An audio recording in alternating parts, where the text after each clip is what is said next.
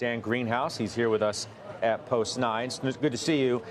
The market obviously doesn't care much yet. Neither do I. About what's happening in D.C. How do you see things progressing from here? I don't think this matters. We was on the other day with Carl, and I said I refuse to play this game. We've done it. You've been around as long as I have. We've been playing this for 10 years now, 15 years now. And obviously shutdowns haven't happened every time that the shutdown fight has arisen, but nonetheless, I refuse to believe that this is a meaningful impact. Anything that happens in the short term will be reversed in the medium term.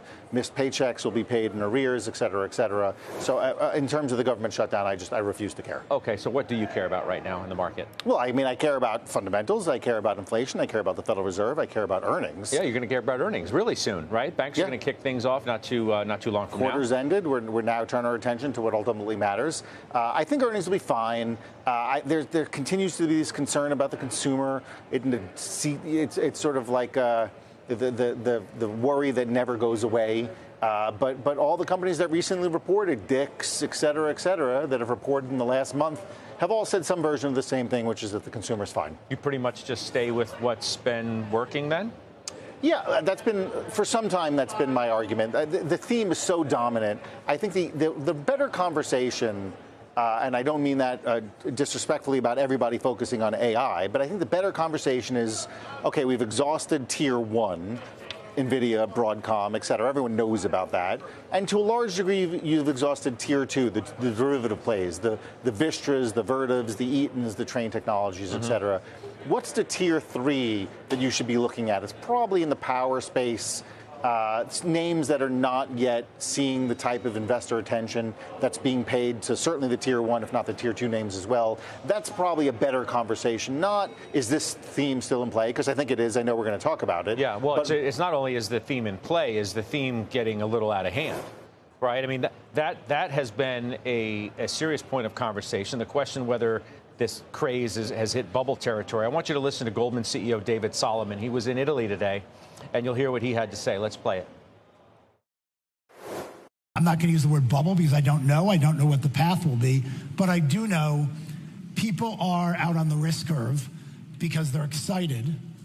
And when they're excited, they tend to think about the good things that can go right, and they diminish the things you should be skeptical about that can go wrong. We're in one of those environments where people are out on the risk curve, and there'll be a reset. There'll be a check at some point. There'll be a drawdown. David Solomon, what do you think about that? That's no disrespect to David Solomon. I mean, that's just the incredibly safe and correct thing to say. This is going to get out of hand. I've made this point 100 times. I'm not alone. Everyone has told you, Satya, Zuck, et cetera, has said the risk is underinvesting instead of overinvesting. And Zuckerberg even went a step further a couple of quarters ago, saying the amount of overinvestment that I could possibly do, I being Meta, is de minimis in the larger context of a multi-trillion-dollar company. So they're telling you they're going to overbuild. The only question, to David Solomon's point, is when, and to that effect, nobody knows. Well, I mean, Lisa Shallett of Morgan Stanley weighed in on that. She said, what inning are we in? When it comes to market discounting scenarios, we believe we're closer to the 7th than the 1st. And we're starting to see cracks. She was talking about the CapEx boom. So she's like the first one that I know of, or in a very small cohort, who's come out and said, we're further along here than many people want to say. Right? I hear like second inning, third inning, first inning. She says, no, we're in the 7th. Yeah, what do you think? So I've never met Lisa, and I hope this comes out right. In the story I saw, she references cracks. I didn't see any detail about what cracks she's seeing. From my vantage point, all I see are CapEx commitments continuing to be large. Obviously, there's concern about companies investing in each other and whether they're using that revenue to buy products, a la some of the stuff that was going on in the 90s. But I haven't seen any cracks yet, and I'm certainly not. I don't think I'm alone. No, but if she's saying, look, we've thrown around some really large numbers, and we're probably further to the end of the big investment than closer to the beginning. And then the other side of that is people saying, look, this rally is really on the legs of the CapEx spend. So if she's right, then the rally will be shorter lived than some people would like to believe. I have no idea what inning we're in. I don't know there's any real way to quantify it. I'm on the lookout for something that's going to tell me it's going to end. I don't know whether we're in the first inning or the ninth inning.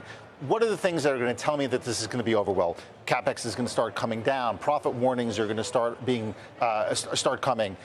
Companies are going to cease doing some of the things that they're doing now, like providing financing, et cetera. I have no evidence any of that's happening right now. By the time that happens, though, it's going to be too late. Oh, that's not true.